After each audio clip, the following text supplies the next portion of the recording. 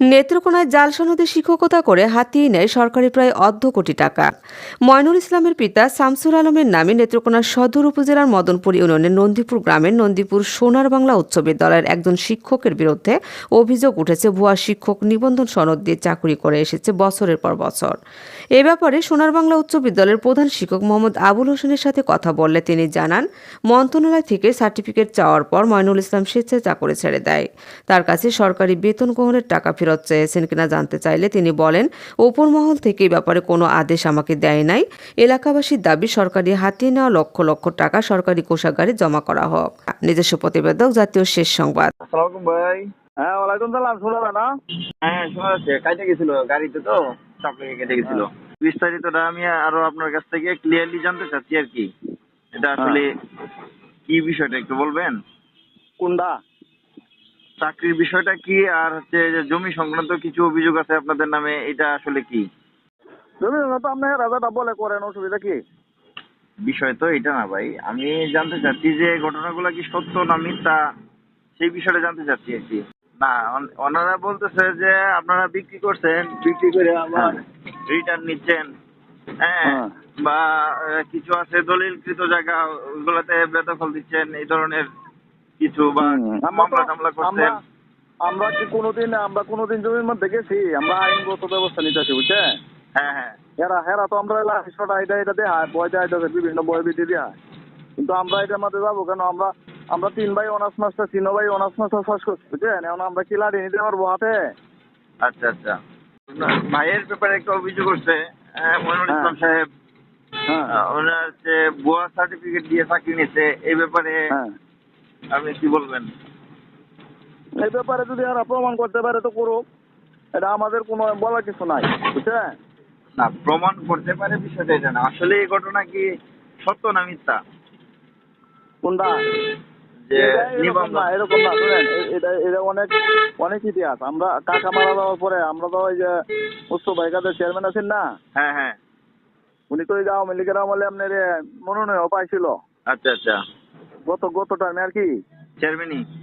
হ্যাঁ, চেয়ারম্যান মনোনয়ন পাইছিল। পরে আপনার 11 দিন আগে তো উনি মারা গেছে। আমরা তো নির্বাচন চালাইছিলাম 5 দিন, হ্যাঁ বুঝছেন? হ্যাঁ হ্যাঁ 5 দিনই আমাদের 10 লক্ষ টাকা গেছে, সবটা টাকা আমি দিছিলাম। হ্যাঁ। কাকার কাছে কোনো টাকা আছে না, পরে আমি টাকা দিছি, সব 10 লক্ষ টাকা দিছি। পরে মনে হয় 27 দিন আগে মারা গেছে। পরে এই যে দিলীপে পাইলো মদনপুরের, হ্যাঁ। পরে তো এই চেয়ারম্যান হইলো। তা কাকা মারা যাওয়ার পরে আমাদেরকে বিভিন্ন ভাবেই হয়রানি করার চেষ্টা চলছে, বুঝছো? আচ্ছা। তেমন আমরা আর এটা মনে করি না। পরে বাইর নামে অভিযোগ দিছে বিভিন্ন ধরনের। আমি কইছি এই তো অভিযোগ এটা হাইকোর্ট সুপ্রিম কোর্টে ঘুরন লাগবো আগে, চাকরি ছেড়ে দেন। আমরা এটা চাকরি না করলে হইব 6,000 টাকা স্কেলে চাকরি, হ্যাঁ। এরপরে ছেড়ে দিছে। তো সেই আর অভিযোগ এটা পরে এরা কি প্রমাণ করতে আছে যে আমরা জাল দিয়ে করছি?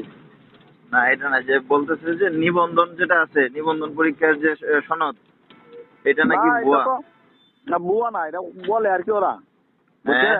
হ্যাঁ এটা অযথাই বলে। আমরা যখন বিভিন্ন ভাবে হয়েছি, এরপরে বিভিন্ন সাইড থেকে আমরা মন্তব্য করতে হবে, পরে কইছি যে চাকরি ছেড়ে দেন আমাদেরকে। আমি স্কুল তো আমাদেরই, বুঝছেন? আমার সাইড করছে এটা, আচ্ছা আচ্ছা বুঝছেন? এই যে মোস্ত ভাইকাদের উনি করছে। আচ্ছা। যে আরো কিন্তু অনেকগুলো মানুষে অভিযোগ দিছে, বুঝছেন? হ্যাঁ, অভিযোগ তো আমরা তো মেয়ে রাখাইতে তখন আমরা যদি লইয়া এই হইলো অভিযোগ আছে যে আমরা নামে বন্ধ কর। ওনাদের অভিযোগটা হলো যে আপনারা ওদের কাছে বিক্রি করছেন, বা আপনার হ্যাঁ। বাবা চাচারা বিক্রি করছে। হ্যাঁ, এখন ওগুলো আপনারা ওই মানে নামমাত্র মূল্যে ফেরত নিচ্ছেন, বা আগের হ্যাঁ।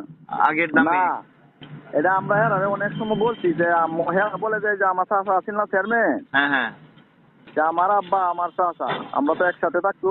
হ্যাঁ যে এই কাকা তো নির্বাচন করছে, কিছুটি লইয়া দিয়েছে যে করতে থাও। পরে আবার এই মৃত্যুর আগে একবার তো হল লইছে কাকা, পরে এরা দিত না, যদি জমি নাই গাছে ভোট দিত না, বুঝছো? হ্যাঁ তো ওরা আর তার মাঝে গেছে না। এখন হইলো আমাদের প্রয়োজন, পরে আমরা ডাকছি এই যে বুড়া লোকটার নাম লাগাছে বাজারও। হ্যাঁ বুড়া লোক কইছি না যে আমাদের সাথে এই চাকরি করছে 10 বছর। হ্যাঁ হ্যাঁ। এই লোকটা সার্টিফিকেটটা নিয়ে বুয়া, এটা আমার চাচা একটা সার্টিফিকেট নিয়ে এবার বয়স কত হইব গোয়ান সামনে? ওটা বয়স তো মোটামুটি 70-এর আশেপাশে হবে। হ্যাঁ, তো সেই বেড়া কোনো চাকরি করতে আসে পিওনের, এই আমার চাচার স্কুল হই। এটা আমার চাচা এর দেখেছিন যে এটা করে টুরে খাও, আমরা যখন 22 আছে নিজেরা আচ্ছা। করে রাখা কোন কি এই আমার নামে অভিযুক্ত অঙ্গ কেনা নেই চিন্তা করেন বুঝতে এর পারছি। সার্টিফিকেট বয়স আছে কোন কত জানো 40 বছর হ্যাঁ আমার বয়স হইলো 30 40 হেরো যদি 40 হয়েছে প্রমাণ করেন হে কি সত্য কথা কইছে না মিথ্যা কইছে আচ্ছা আচ্ছা আমরা বেশি প্রমাণ ছাড়া কথা কই না কি তো মানুষ তো মিশা কথা কইতারি না বুঝতে পারছি।